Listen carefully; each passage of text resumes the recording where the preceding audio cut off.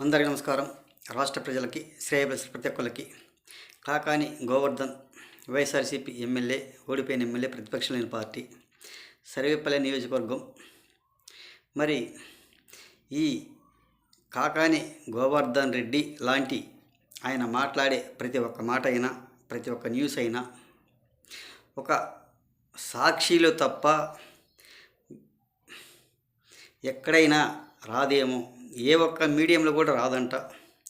Only సాక్షి TV, సాక్షి paper, ఏది ఏమైనా సాక్షి medium వాళ్ళ దగ్గరే కానీ ఇతర వాళ్ళ దగ్గర ఎవరి దగ్గర అయినా కూడా మాట్లాడలేరు, మాట్లాడడానికి అవకాశం లేవంటారు.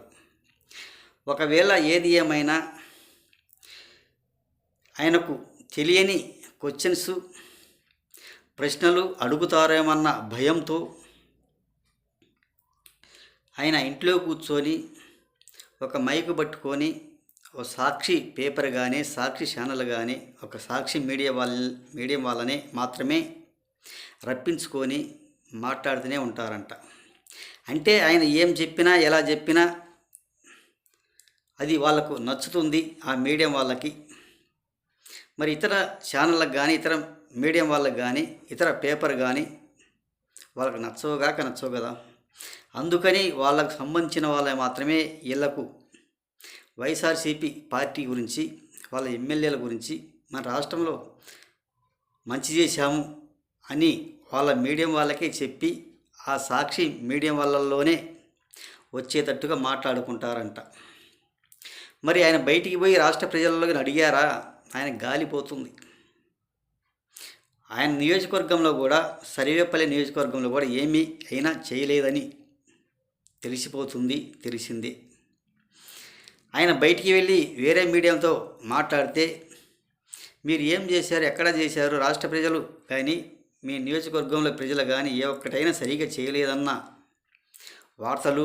మాటలు వినపడతాయి, అడుగుతారేమన్న భయంతోనే ఇంట్లో కూర్చొని మాట్లాడుతూనే ఉంటారంట. ఒక మైకు పట్టుకొని, మైకు తిప్పించుకొని ఇలా మీడియం పెట్టుకొని మాట్లాడతారు. అది ఎంతవరకు సబాబు ఒక్కసారి ఆలోచించి రాష్ట్ర ప్రజలు చెప్పండి. ఏది ఏమైనా నియోజకవర్గంలో మంచి చేసి ఉంటే ఇంత భయపడవలసిన అవసరం లేదు. ఎందుకు ఇంత భయం వాళ్ళకి? వాళ్ళు చేయలేదు కాబట్టి సరిగా ప్రజలలోకి వెళ్ళలేకపోయారు. ఏది ఏమైనా అసెంబ్లీకి వెళ్ళలేక, అసెంబ్లీలో మాట్లాడలేకనే పోతున్నారు ఆ వైఎస్ఆర్సీపీ పార్టీ ఎమ్మెల్యేలు. 11 మంది ఎమ్మెల్యేలు ఉన్నా కానీ అసెంబ్లీకి వెళ్ళలేకపోతున్నారంటే ఎంతవరకు ఒకసారి ఆలోచించండి. వాళ్ళు మంచి చేసిందల్లా ఒక్కసారి తెలుసుకోండి. మైకు పట్టుకొని ఇంట్లో కూర్చొని మాట్లాడటం తప్ప దేనికి పనికొచ్చే వాళ్ళు మాత్రం కాదు. వాళ్ళు ఏమైనా మంచి చేసి ఉంటే ప్రజలకు వెళ్ళి తిరిగి, ఇదిగో ఈ మంచి చేసాం, ఇదిగో ఆ మంచి చేసాం, మేము మంచి చేయబట్టి మేము ప్రజలలో తిరుగుతున్నాము, మేము అధికారంలోకి వచ్చాము, మేము గెలిచాము అన్న మాట ఉండేది.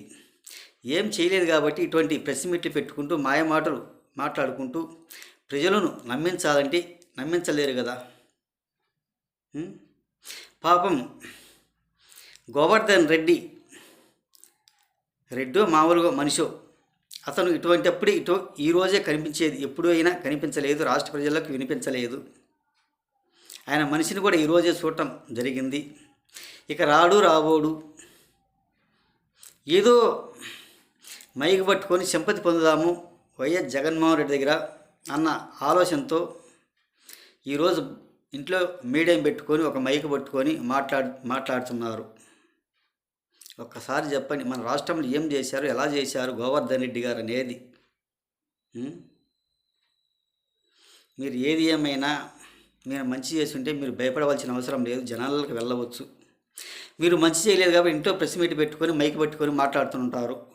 గోవర్ధన్, ఒక్కసారి తెలుసుకోండి. మన రాష్ట్రంలో పరిణామం గురించి, మన రాష్ట్ర రాజకీయాల గురించి 5 సంవత్సరాలు మీ వైఎస్ఆర్సీపీ పార్టీ ఏం చేసింది, ఎలా చేసింది ఈ వైఎస్ఆర్సీపీ అనేది రాష్ట్ర ప్రజలకు వివరంగా చెప్పండి. మీరు ఏం చేయలేదు కాబట్టి, జనాలకు వెళ్ళలేకపోతున్నారు కాబట్టి ఇంట్లో కూర్చొని మాట్లాడుతున్నారు. అవునా కాదా? జనాలు ఏది ఏమైనా మీరు ఏం చేశారయ్యా మీ నియోజకవర్గంలో అభివృద్ధి ఏది, నేను పలానా పని చేశా అని నికరంగా నిర్భయంగా భయపడకుండా మాట్లాడవచ్చు కదా ఈ గోవర్ధన్ గారు. అంటే సర్వేపల్లె నియోజకవర్గంలో ఏం చేయలేదు కాబట్టి ఏది ఏమైనా జనాలు క్వశ్చన్స్ చేస్తారు, వాటికి సమాధానం చెప్పవలసి వస్తుంది. మనం ఏం చేయలేదు కాబట్టి వాళ్ళకి సమాధానం చెప్పవలసిన అవసరం లేదు అన్న భయంతో అలా మాట్లాడుతున్నారు. గోవర్ధన్ గారు ఎటువంటి భయపడవలసిన అవసరం లేదు. మీరు రాలేరు. మీరు ఎంత మైకి పట్టుకొని సింపతి పొందడానికి వచ్చింది తప్ప ఏమి చేయలేరు అని తెలియజేస్తూ, మీ వైఎస్ఆర్సీపీ పార్టీ అధికారంలోకి రాబోదు. ఎందుకు పనికిమాలిన మాటలు, పనికిమాలిన ప్రెస్ మీట్లు పెట్టుకుంటూ పాపం మీడియా వాళ్ళని ఇబ్బంది ఎందుకు పెడుతున్నావు?